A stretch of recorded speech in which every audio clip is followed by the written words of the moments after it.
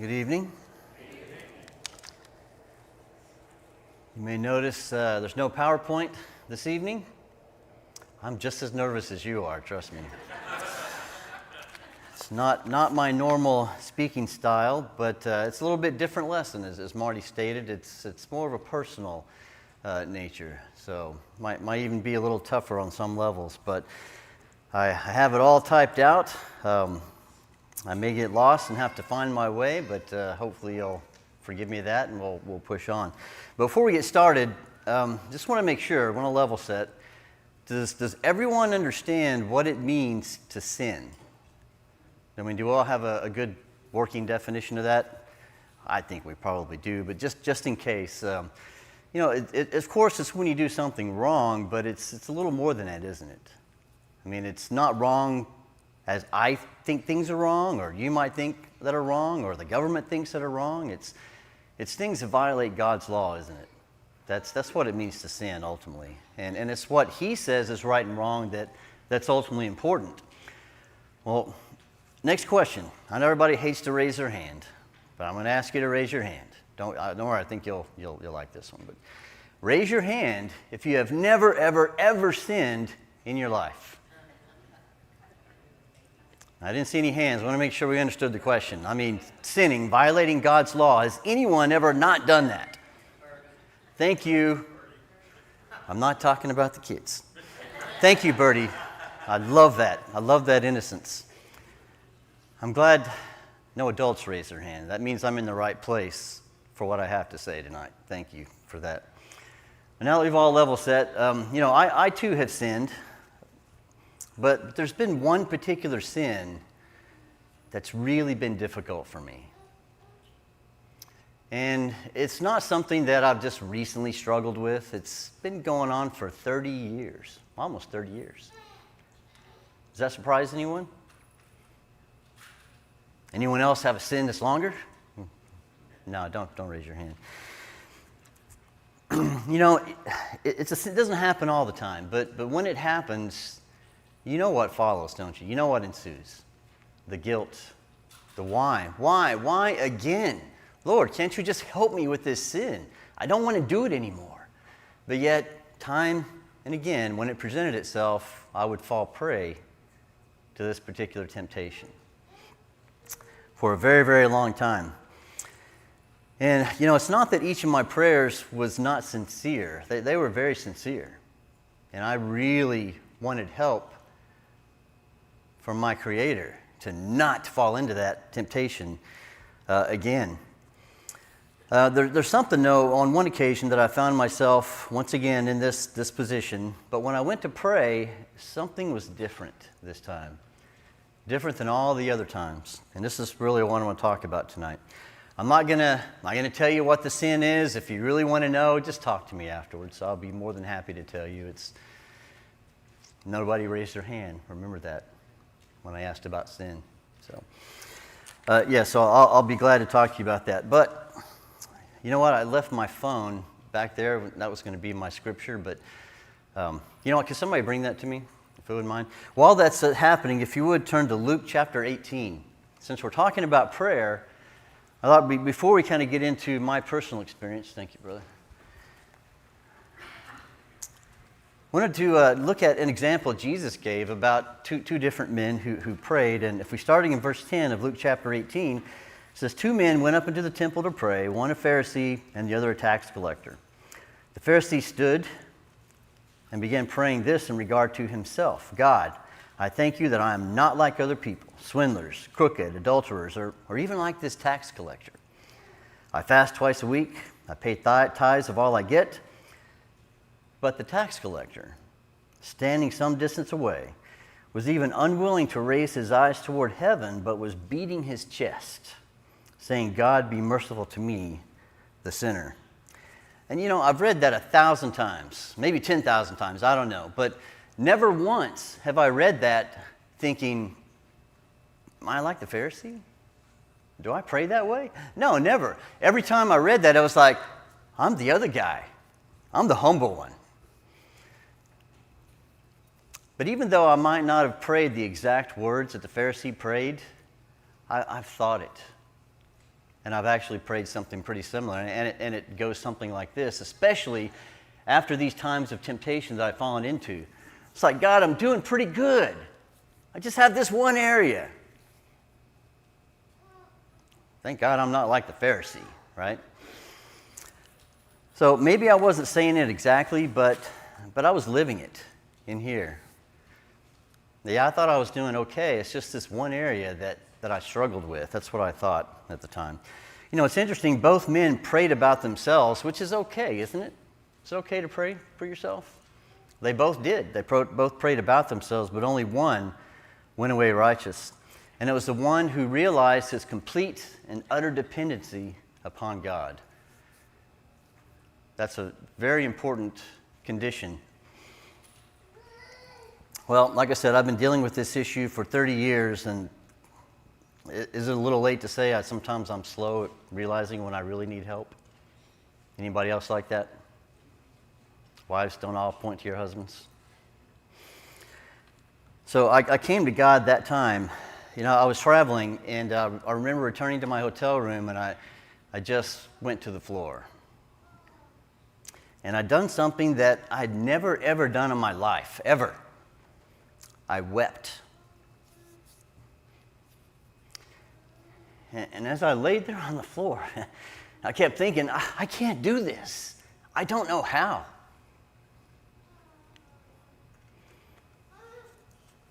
I kept saying the same thing over and over to God. I said, God, I can't. I can't do this. I don't know how to do this. And I'd prayed for help before, but this time I said, I don't know what I'm doing. I don't know how to get out of this. Over and over and over again. And immediately when I was done, I just remember something felt different. I felt like there was hope for the first time in 30 years.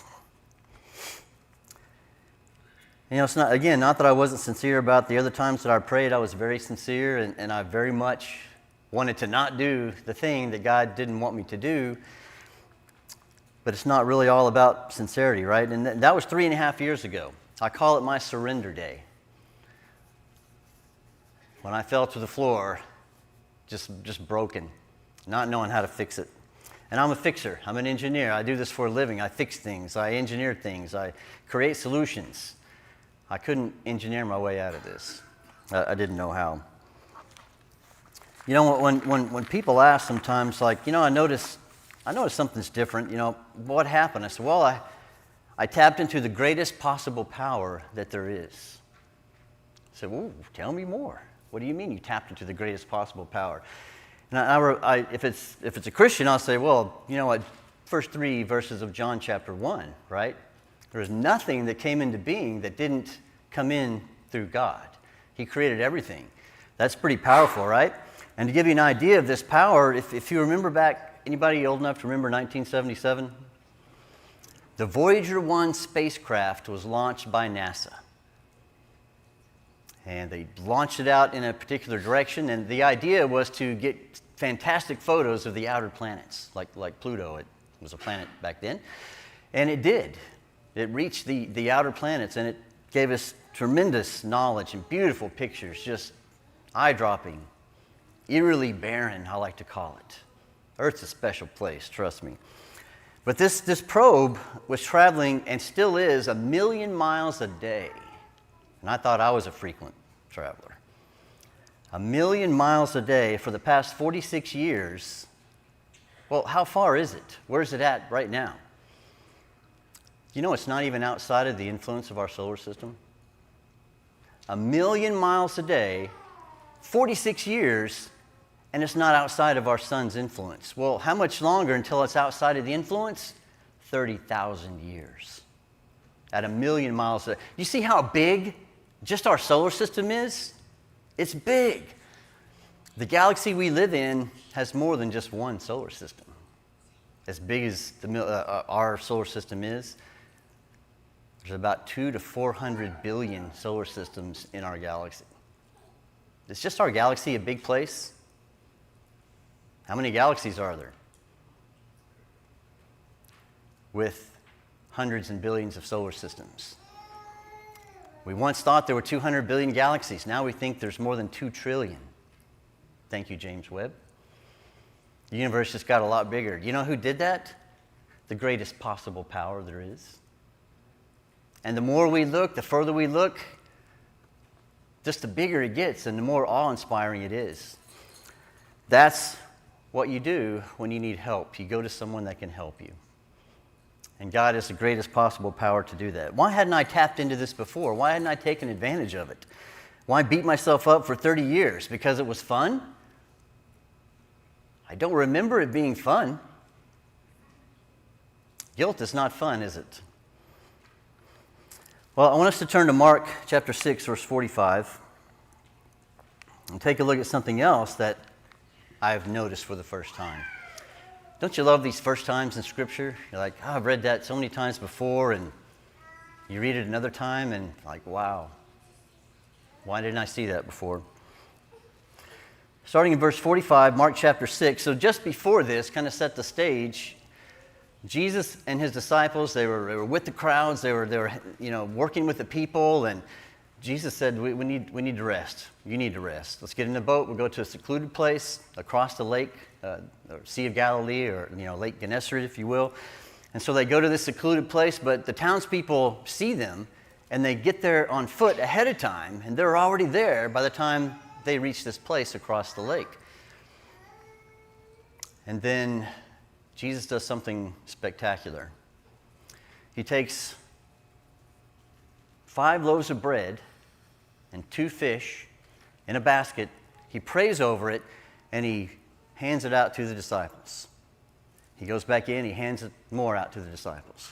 He goes back in, he hands more, over and over and over and over and over again. All this food to feed 5,000 people from this little box of food. No one had ever seen that before. And at the end of that, this is the part that's kind of, well, it's all interesting to me, but starting in verse 45, so immediately after that, immediately after feeding the 5,000, Jesus made his disciples get into the boat. Marty, I want one more verse here. Just one. How did he make them? I mean, your version, if it's New American Standard, might say he had them get. Literally every other translation says something different, but it's all the same thing. He made them. He compelled them. Well, how did he do that, and why did he have to do that?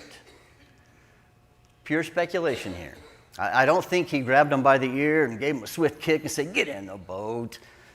I don't think that's how he made them. I think it was more of a compelling event, but why would he have to compel them? Could it be because of the miracle that just happened? They were there. They were receiving the food from his hands as he dipped them out of the box time and time and time again. Would you want to leave? Again, speculation. For whatever reason of their reluctancy, he had to compel them to get into the boat, and he had to do it immediately. There's nothing in Scripture that's in there just because we need extra words, is there, Marty? Mike? They're there for a reason. And again, I'd never seen this until recently, but he made them get into the boat, and he had to do it immediately. He compelled them to get into the boat. And they were supposed to row to the other side ahead of him, where he dismissed the crowds, and then he went up the mountain, because they were on the shore. They were in their secluded place. They had rowed there, and now afterwards he was headed up the mountain. Now, the lake, Sea of Galilee, or Lake Gennesaret, Tess and I had the privilege of seeing it recently on a trip to Israel. It's just beautiful. It's a massive lake surrounded by mountains. When you're up on the mountain, you can see the entire lake, and it's massive. And it's beautiful. It's green, which is significant because little things in Israel are green, but it's green there around the lake, and it's just marvelous. It's a beautiful sight, one of my favorite places. And the lake is about 13 miles across in its widest point, 7 miles in its narrowest point, and they were rowing across it. Which part were they rowing across? Not 100% sure. I have an idea, but either way, even at the narrowest point, rowing for 7 miles, it's a lot of rowing, right? Well, if we look at verse, well, we already talked about that. Look at 48, beginning in 48. So the disciples had already been gone, and something happened while they were rowing, while they were in the middle of this lake. See, a storm came, And they were rolling into the storm. Verse 48 says, seeing them straining at the oars, for the wind was against them.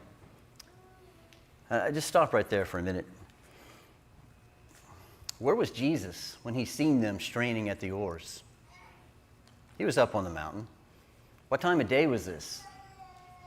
It's nighttime. How did he see them? There was a storm. How did he see them at night in a storm while he was on top of the mountain? The winds were against them. The waves were against them. Life was against them. And who's seen it? Jesus sees it. Jesus seen their struggles. He sees our struggles. He's seen my struggles. Did you think that Jesus knew ahead of time that by immediately telling them to get into the boat, that the timing would be just right to where they were in the middle of the lake when they encountered a storm? Of course he did. He's God in the flesh. He knows stuff. He knew that was going to happen. They were right where he wanted them to be when the storm hit in the middle of the lake. But they had just obeyed their master. He had told them to go. They were reluctant, but they went. They obeyed, and now they find themselves in a storm. Have you ever given your life to God, being obedient, and then find yourself in a storm? You don't have to raise your hand. Well, on my day of surrender, as I call it, December 18th, 2019, that I came to God completely broken, emptied myself completely, and said, I don't know how you're going to do it, Lord. Whatever you want me to do, I'll do it. And just a few months later, there was someone very close to me that received a fatal diagnosis. Someone that I loved very much.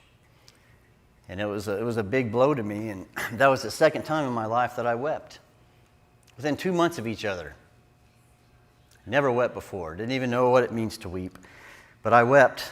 And about that same time, it was on my birthday or near to my birthday, I got a diagnosis of cancer. And all of a sudden, I felt like I was straining against the oars. That the wind was against me, the waves were against me, and life was against me. And you know, some storms, they come and go quickly, but others linger. Well, a couple of months later, I was diagnosed with Raynauds Disease. I'd never heard of Raynauds Disease. Sounds like something the French get. It's a French spelling anyway. No, I had it, and it's the capillaries in your fingers shrink up. They stop pumping blood to the ends of your fingers. They turn white. And if you can't get the circulation back in a certain amount of time, your cells die, and, well, that's not good. When the blood does come back, it's very painful when that happens. It's called an idiopathic disease, which is a fancy way of saying nobody knows why you get it or where it comes from. It just happens. It's one of those diseases. Well, a couple months later, I had to have a second stent. Actually, I forgot about the first thing there. August 18th, I had a heart attack. Many of you know that. It was a STEMI heart attack, S-T-E-M-I, which it's a big word there. STEMI is ST, like elevated myocardiac infarction. It's a big word, but it means you're having a heart attack. It's another way of saying a widowmaker. A lot of people don't survive that. I had 100% blocked left anterior descending artery. And when you're having a STEMI heart attack, your heart is literally dying. It's being deprived of oxygen, and your cells begin to die. Cellular death is normal in the body, but it's not supposed to happen this way in the heart. The staff told me after another 20 minutes I might not be alive, and then I suddenly felt like I was really straining against the oars at this point. Well, after the Raynauds disease, a couple of months later, I had to have a stent, and a couple of months after that, I slipped in my driveway and broke my neck, C6 vertebrae. I was on my way to cardiac rehab. 12 weeks of cardiac rehab after a heart attack, and they want to hook you up to monitors and watch you do exercise, and I was on my way there to one of those sessions. And I remember laying there after hitting my head and just thinking, am I okay? What do I do? And it's kind of slowly moving. I got up and, okay, I think I'm okay. I got in my truck. I went to rehab. I got hooked up to the monitors, got to the rowing machine. I rode for 4 miles. And at the end of my session, I thought, what if I have internal bleeding? I'm on blood thinners now. I told you I was slow. The nurse said, you need to go to the ER right now. You know, and my wife was in the house when this happened. The first she heard of it was when I sent her a picture of me in a neck brace in the ER. She was not very happy.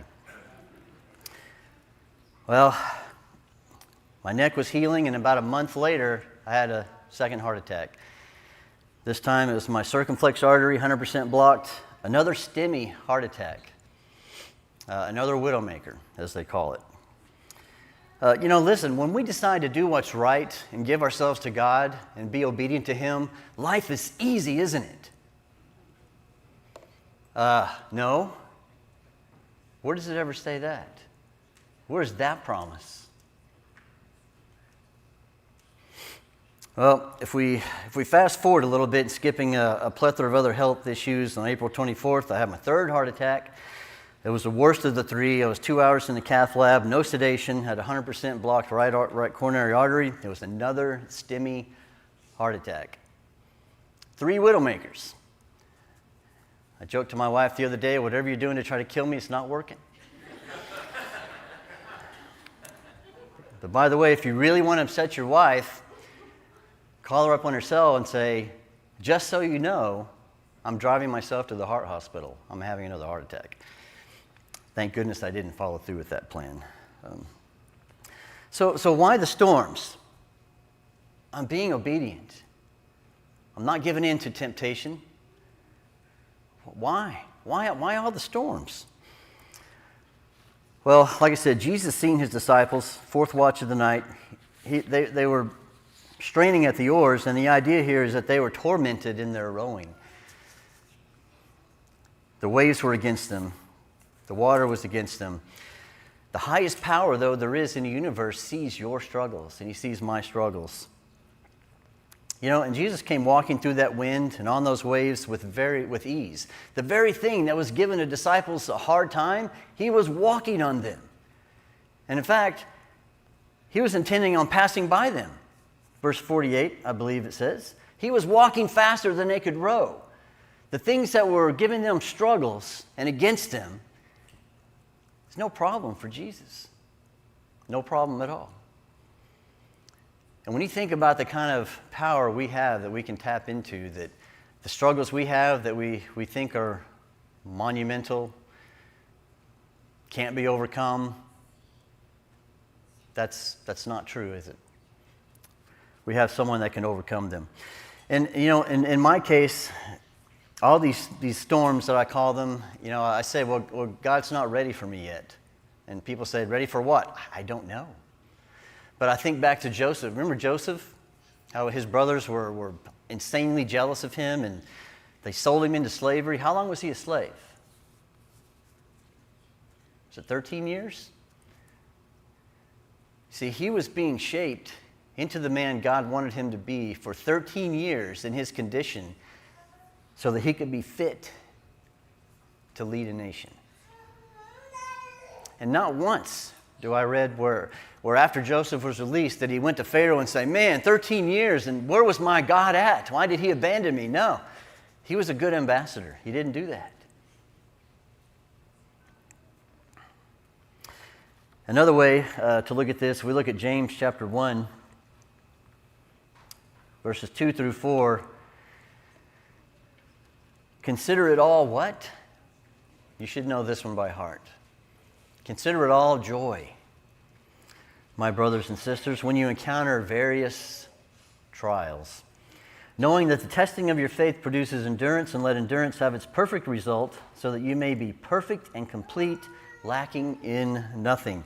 You know, again, I've read this verse many, many times before. Okay, yeah, trials produce perseverance, endurance, and yeah, I see the end result, that's great.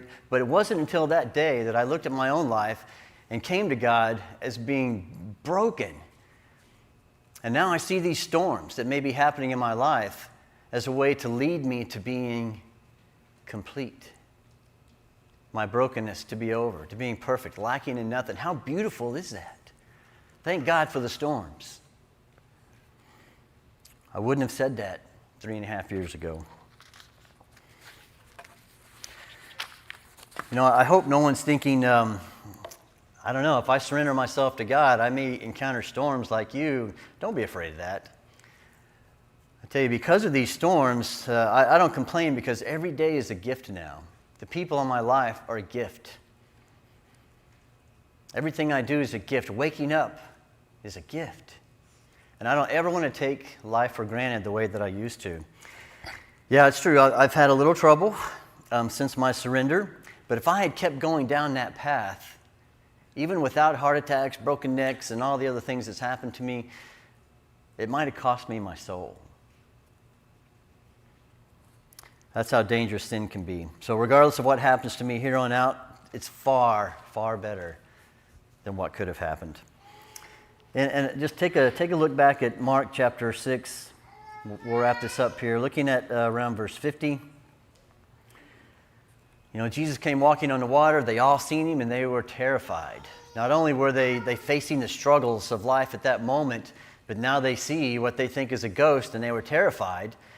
And what does Jesus say? Take courage. It is I. Do not be afraid.